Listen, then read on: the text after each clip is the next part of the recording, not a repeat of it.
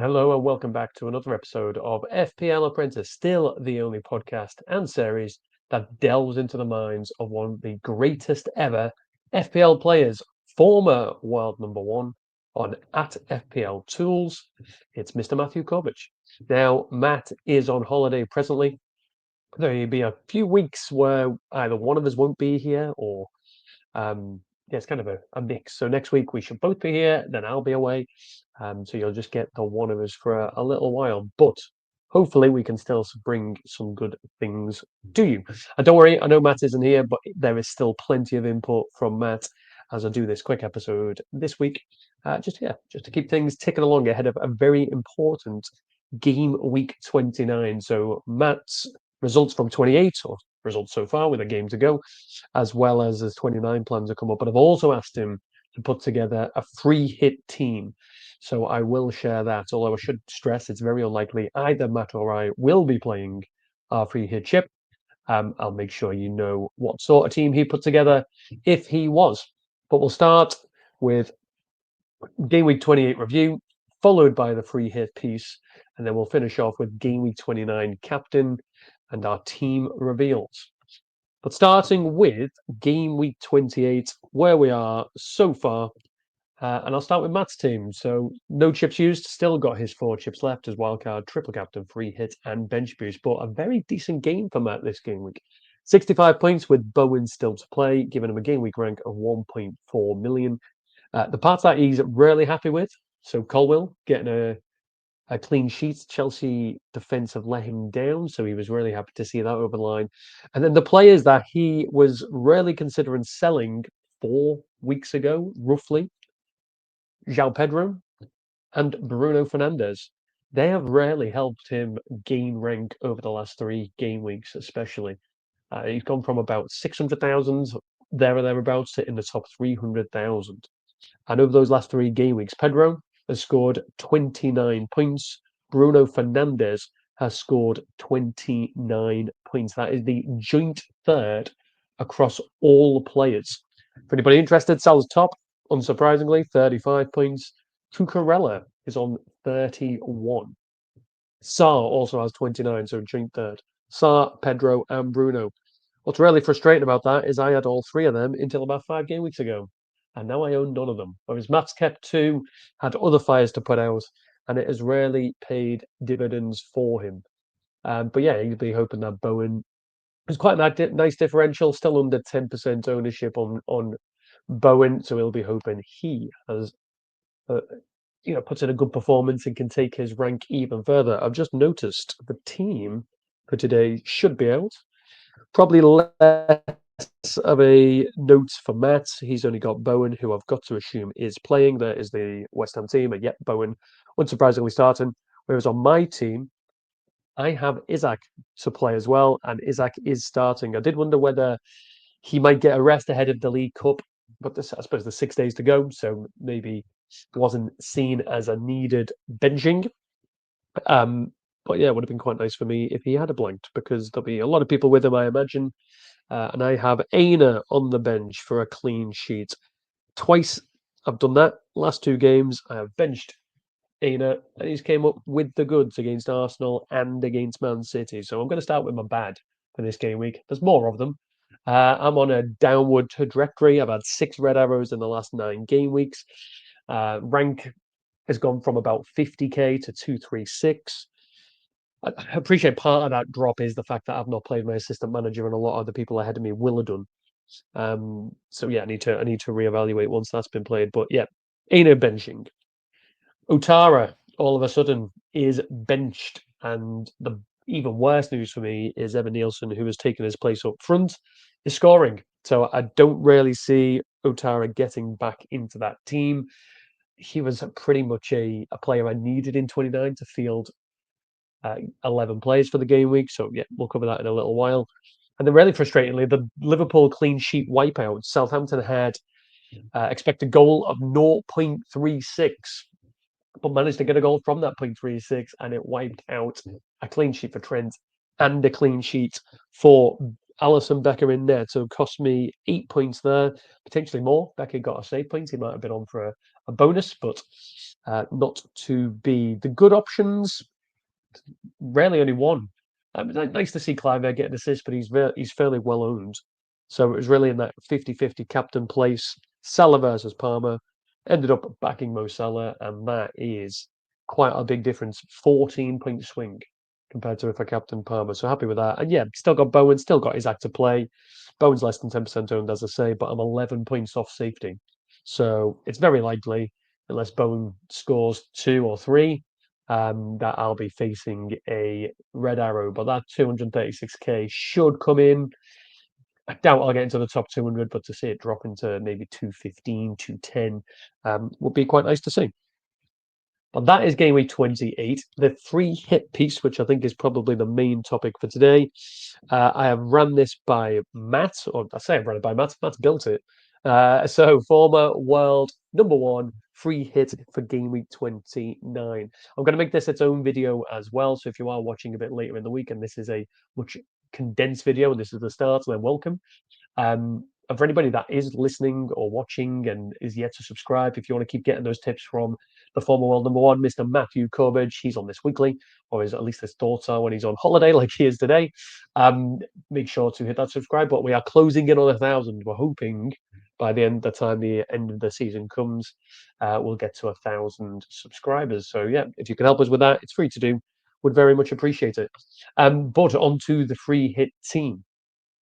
Now, I've got the fixtures on the right and the players on the left. I'm not going to go through all of the players, but I'm going to go through the ones that might be seen as maybe less templates. Now, Matt and I have stayed off of Twitter, or tried to stay off of Twitter until we do these videos, just so our thinking isn't swayed. Sometimes it's harder done than said, but Matt assures me he has not been on Twitter. These are very much his picks.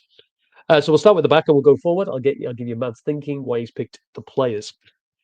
So he's gone for Pickford.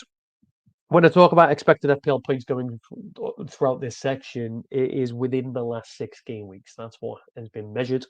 But Pickford is second amongst goalkeepers for expected FPL points over the last 6 game weeks, behind Alisson, and he's got West Ham at home, which isn't a bad fixture. In fact, if you include all teams over the last 6 game weeks, Everton's defence data, or their player data for expected points, is right near the top. So they are defensively looking quite well. Okay, they might not have looked at the last 3 game weeks, but since Boy's come in, they have definitely been a lot better. They've got a home game, so he would be playing Pickford. If you don't fancy Pickford, you have Sarr. He's away at Southampton, officially, or maybe not officially, sorry, Southampton fans, but on for potentially being the lowest scoring points of any team in Premier League history. So you can see why Sarr might be a pick there if you want a more of a budget-friendly goalkeeper. Across the back line, I think Gabriel picks himself, worth keeping an Arsenal player. Chelsea didn't really look at it against Leicester. Attacking-wise, they're struggling. Palmer seems to be off it, so keeping an Arsenal defender on the pitch seems to make sense. Now, Matt has also put in Tarkowski. He would not be opposed to playing 2 Everton defenders if you do start Pickford, but benching one of them is probably where Matt would lean. But he's second for playing defenders in game week 29 in terms of FPL points over the last 6 game weeks. Most shots of any Everton defender over that time as well. So if you do want to pick an Everton defender banking on a clean sheet, Tarkowski seems to be the one. He's more attacking than Mikalenko. You know, he's had more shots than him because of the set pieces that Everton plays. So yeah, I think he'd be the way to look. And then Ain't Nori just to balance it out. So I think Matt's point here is either play Pickford and Ain't Nori or play Sarr and Tarkowski. You're then going to play Gabriel. And the other one that he'd really push is Nico Williams. Now, the fixture looks great. They're away at Ipswich. They've just kept a clean sheet against Man City. They've kept a clean sheet against Arsenal. So that would probably point to the fact that they can probably keep one against Ipswich. But the reason he's gone for Nico Williams, not only the fixture, but in terms of the Forest defence going forward, over the last 6 game weeks, he is their top defender for expected goals. He is also their top defender for expected assists. He has a combined expected goal and assist data of 1.51 over those fixtures, which is double double what get my word out, double what Milinkovic has got, who is their second highest. So if you want to also give yourself the numbers up the pitch, Nico Williams seems to be the pick. And then Gvardiol's in there, just from a fixture point of view. We also know he gets goals off corners. He scores for Man City, so it's a potential option if you want to be a bit more flush with your budget. But if you were to say to Matt, pick your starting three, it's Gabriel, it's Nico Williams, and then he would more likely lean Pickford and Nori than Sarr and Tarkowski. So there you go. That's the pick from the defence. Looking into the midfield, the two people that he thinks are no-brainers, Kluivert and Mbeumo. They are second and third for expected FPL points over the last 6 game weeks. That could very much be a very high-scoring game. Bournemouth and Brentford both like to attack. So hope for a 3-3, Kluivert hat-trick, Mbeumo hat-trick, both on pens, and both will get starts. Bruno Fernandes is also one he'll keep. Now, Matt has obviously benefited from his 29 points over the last three game weeks. And whilst he is overperforming stats, he's getting more goals and assists than the stats suggest.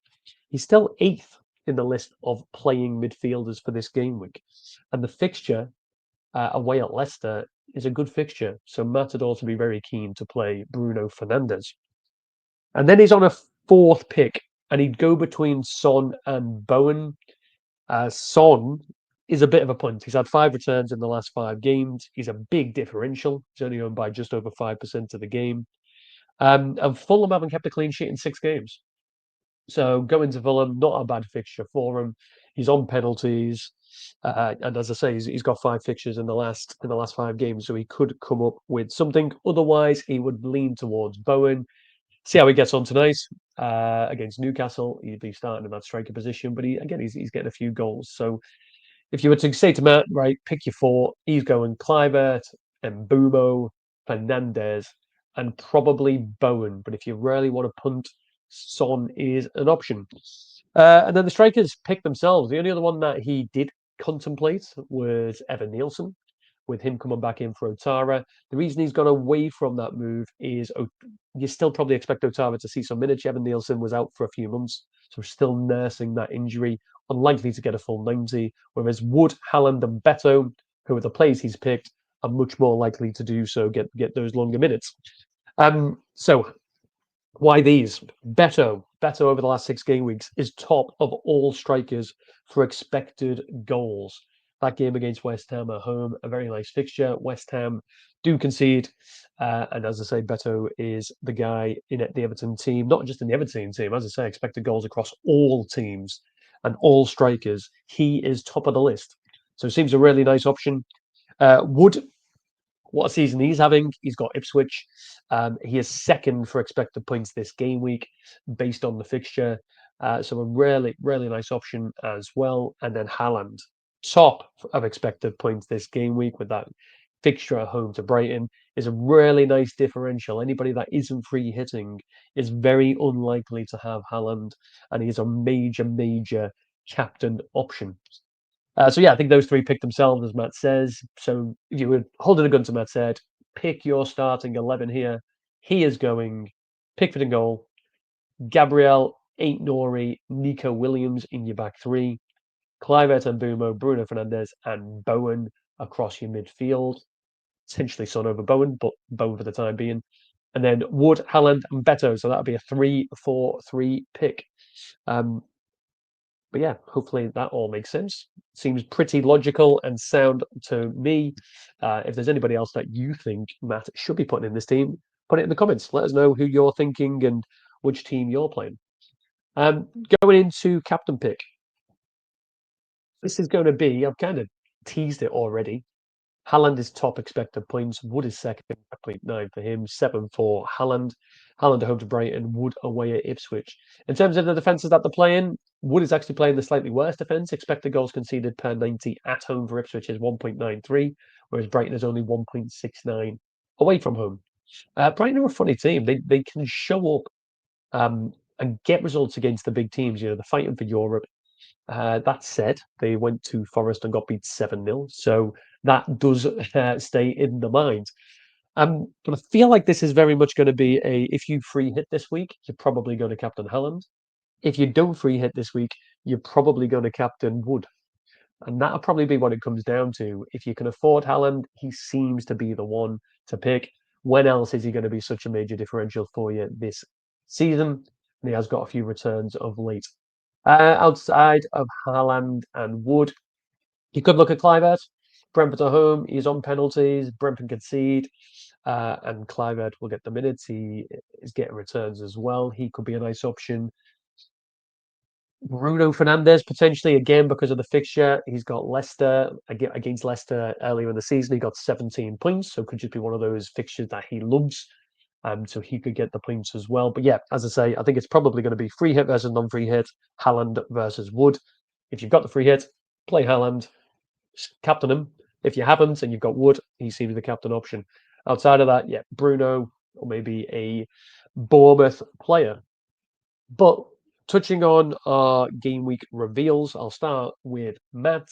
He has 2 free transfers, and he's going to be one of those players that does have Haaland without playing the free hit. And the way he's going to do that is he's going to sell Mo Salah. To get the funds, he's going to bring Salah down to Semenyo, which means he'll start Semenyo instead of Stewart. Stewart goes on his bench, so that'll be a blank 3 on the bench. And it means he can upgrade Cunha to Haaland. He'll have the money to do that. So he'll get a starting 11 on the gamble that Van der Berg does become fit. The app suggests he'll be fit for the 15th of March, so that means that Matt will get 11 out, and he will be given Haaland the captaincy armband, which is a really nice differential option. So for those that are listening, Matt's team will end up being, he's pretty set on this. He's going to wait until later in the week, of course, to see what happens in Europe, just in case some of other players gets injured that are playing in Europe and changes his plans here. But he will have Pickford in net, Colwill, Gabriel, Van der Berg across the back 3, Bowen, Palmer, and Bumo, Bruno Fernandes, and Semenyo across a midfield 5, and then João Pedro and Haaland, with Haaland having the captaincy armband up top. I'm quite jealous of the Haaland captain. Going on to mine, I can't get there. So I've got 2 free transfers as well. I haven't got any money in the bank, so I'm going to have to downgrade somebody to be able to move Cunha up. And I'm not a fan of selling Mo Salah. I want him for the Everton game. I've got a fair bit of money tied up in him. Same with Isaac, which is why I'm going to probably just bench Salah, bench Isaac. And if there's no injuries, I will bench Trent as well. I've only got 9 players currently on my outfield pitch. Playing with Becker, obviously blanking. Fabianski's no point in playing him because he's not the starting keeper for West Ham, and Cunha's red card costing me last week. So I'm going to probably move Allison down to Sarr. That'll free up 1.2 million, and that will allow me to move Cunha to Wood. That gives me 11 outfield players, or 11 players, should I say, playing. But one of them is Otara. Now, if Nielsen will probably get the start, so I'm just got to hope that Otara comes off the bench. I don't think it's worth moving him from -4. I don't really know who I'd get, to be honest. The players I want to get him for Otara, people like Jacob Murphy, maybe ahead of the double game week that Newcastle have got. Because there's no point in getting him in this week because he blanks. So I might just take the gamble, have my 10 starters, and then see what happens with Otara. And doubt he'll get the start, as I say, but if he gets some minutes off the bench, I'll have to be happy with that. In terms of a captaincy pick, it'll probably be Wood away at Ipswich. As I say, but poor defence that he's playing. They like to concede. He's having a great season and he's on penalties. So it'll probably be Chris Wood, could be Clivert, but yeah, it'll probably be for the first time I'll own him this season, may I add. I'll give him the armband, and that's where I'll be. Last but not least, a very quick update on Matt versus Dave. I haven't managed to get hold of Matt's picks for this game week going into 29, so we won't be picking those. It's my fault. I don't want to ask him whilst he's away, and I asked far too late. So no picks for game week 29, but just results from 28. So I've managed to carry on doing pretty well with these picks. So for those that are new to this, what we do is we pick 2 plays each, under 5% owned each game week, and see who wins. We then add them up, and whoever wins at the end of the season, the loser will get a forfeit. We haven't decided what the forfeit is yet. So if you want to tell us a forfeit, put it in the chat below. Let us know what you think we should do. But yeah, Matt went for Enzo, got an assist, got a clean sheet point as well, so he ended up on 6 points. And Soboslai, unlucky for Matt, Soboslai only played one half. I imagine Liverpool giving him a rest ahead of the PSG game on Tuesday. That brought Matt in at 7 points. And that can win this, unfortunately for Matt, whereas Neto only got 3 points for me thanks to one bonus point. Not a bonus point, a clean sheet point, should I say, that he received as a Chelsea midfielder. Sarr carried on his form, picked up a goal, bonus points as well, and picked up 11, taking me to a total of 14, meaning I am 12, 11 up. When we pick up next game week, we will back with this ahead of game week 30, see if Matt can draw back level. But yeah, that brings us to an end. As I say, a very quick one, just to give you an update where we're at on our teams, but also talk to you through a potential free hit team that Matt will pick. Hopefully that was worth running through. If you aren't following us on Twitter, I am at FPL_Apprentice1. Matt is at FPL Corbs. Make sure to do that. And as I say, if you're not following us on YouTube, help us get to 1,000 by the end of the season. That'd be really cool. We don't do it for the likes and the follows, but it is still quite nice to get them. I would love to get to 1,000 before the season ends. But yeah, otherwise, I'll be back next week, back with Matt ahead of game week 30. Until then, whatever you decide to do, may your arrows be green, and we'll pick up with you in the next week or so. All the best.